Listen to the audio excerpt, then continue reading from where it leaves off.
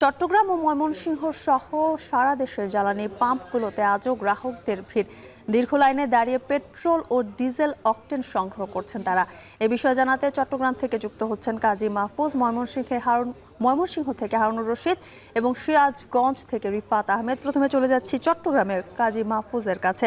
মাহফুজ, বেঁধে দেয়া যে পরিমাণ ক্রেতাদের জন্য, এতে ক্রেতাদের চাহিদা মিটছে কিনা জানাবেন।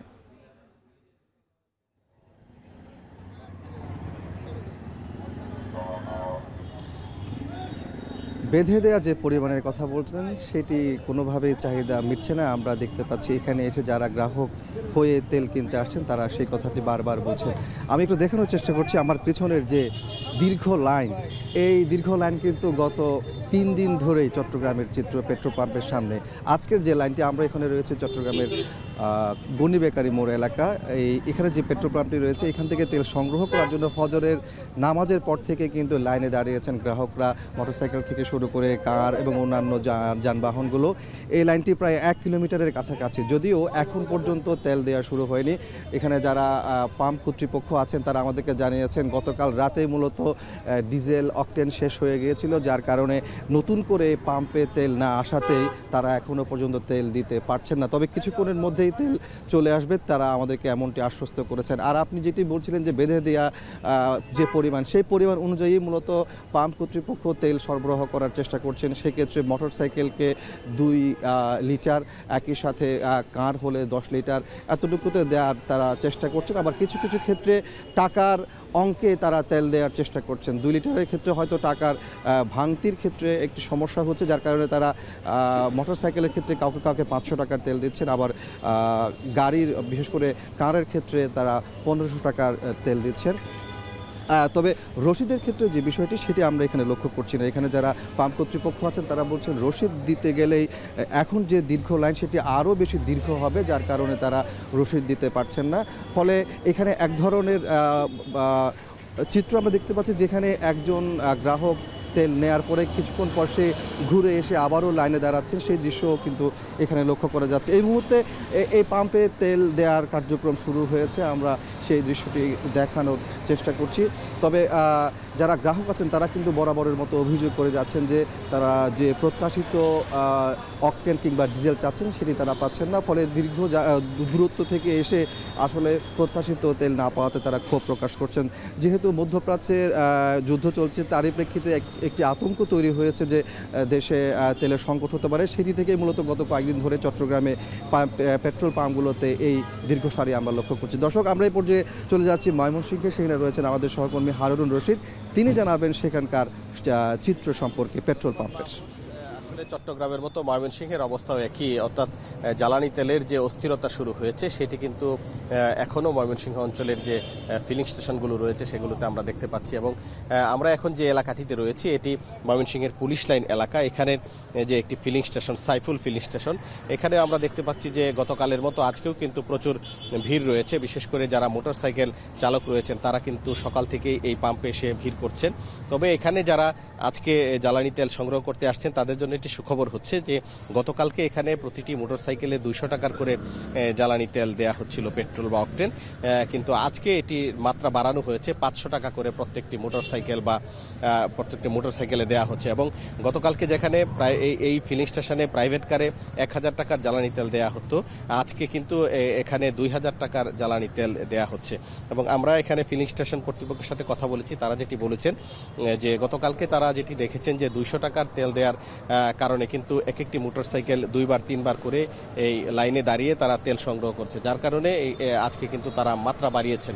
তবে এর ভিন্ন চিত্র কিন্তু রয়েছে। আমরা খবর নিয়েছি দিঘারকান্দা এলাকার যে পেট্রোল পাম্পগুলো রয়েছে সেগুলোতে কিন্তু জ্বালানি তেলের সংকট রয়েছে। এবং আমরা যেটি জানি যে দিঘারকান্দা এলাকার স্টার ফিলিং স্টেশন, সেখান থেকে কিন্তু অকটেন দেওয়া হয়।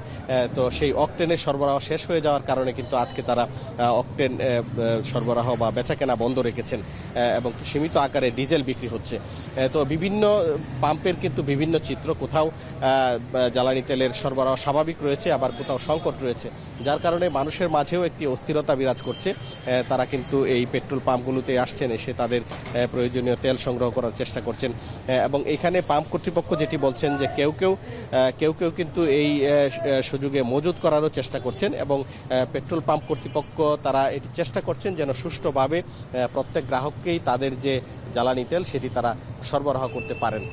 তবে আমরা বেশ কয়েকটি পেট্রোল পাম্পের সাথে কথা বলেছি, তারা যেটি বলেছেন, তারা যে চাহিদা অনুযায়ী যে জ্বালানি তেল পাওয়ার কথা সেই জ্বালানি তেল কিন্তু তারা পাচ্ছেন না, যার কারণে এই সমস্যার তৈরি হয়েছে।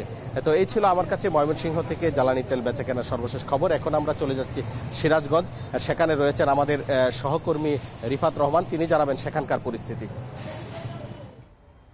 ধন্যবাদ হারুন। আসলে উত্তরবঙ্গের 16 জেলা সহ ময়মনসিংহ বিভাগের 4 জেলার যে জ্বালানি তেল সেটি কিন্তু এই বাঘাবাড়ি অয়েল ডিপো থেকে আসলে সরবরাহ করা হয়। গত 2 দিন কিন্তু সাপ্তাহিক বন্ধ ছিল, এবং বন্ধর পর আজ সকাল 9টা থেকে যথারীতি কিন্তু যে এই জেলাগুলো রয়েছে সেই জেলাগুলোতে জ্বালানি তেল সরবরাহ কিন্তু কার্যক্রম শুরু করেছে। এবং এই বাঘাবাড়ি অয়েল ডিপোর যে 3টি অয়েল ডিপো রয়েছে, বিশেষ করে যমুনা, পদ্মা এবং মেঘনা, এই 3টি ডিপো থেকেই সকাল থেকে যারা ট্যাঙ্কার নিয়ে এসেছেন পাম্প মালিকরা রয়েছে, তারা কিন্তু এই অয়েল ডিপোর সামনে ভিড় করছেন এবং তাদের যে জ্বালানি সেটি সংগ্রহ করছেন। তবে আপনাকে জানিয়ে রাখি যে উত্তরবঙ্গের জেলাগুলোতে যে জ্বালানির তেলের চাহিদা রয়েছে, বিশেষ করে আমরা গত বৃহস্পতিবারের তথ্য যেটি পেয়েছি যে গত বৃহস্পতিবারে প্রায় 45 লাখ লিটার তেল কিন্তু এই জেলাগুলোতে সরবরাহ হয়েছে, এবং স্বাভাবিক সময়েও কিন্তু 30 থেকে 35 লাখ লিটার তেলের